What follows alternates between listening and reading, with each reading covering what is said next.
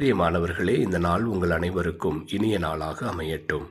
தவக்காலத்தின் இன்றைய நற்செய்தியிலே ஆண்டவர் இயேசு தன்னுடைய பாடுகள், இறப்பு, உயிர்ப்பை பற்றி சீடர்களிடத்தில் எடுத்து கூறுகிறார்.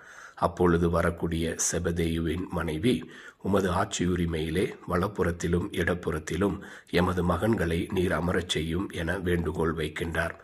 அப்பொழுது இயேசு அவர்களிடத்தில், ஆட்சியை பற்றியும் அதிகாரத்தை பற்றியும் நீங்கள் கவலைப்படக்கூடாது. மாறாக உங்களுள் பெரியவராக இருக்க விரும்புகிறவர் முதலில் தொண்டராக இருக்கட்டும். தொண்டாற்றுவதற்கே நாம் வரவேண்டும் என அவருக்கு அழைப்பு விடுக்கின்றார். நாமும் இந்த தவக்காலத்திலே நமது தவ முயற்சிகளோடு இணைந்து தாழ்ச்சி என்கிற பண்பை நாம் கற்றுக்கொள்ளுவோம். அதே போல கடவுளுக்கும் பிறருக்கும் எப்பொழுதும் நாம் தொண்டாற்ற நினைப்போம். நிச்சயமாக கடவுளுடைய ஆட்சி உரிமையிலே அவர் நம்மை பெரியவர்களாக வைப்பார். ஆமென்.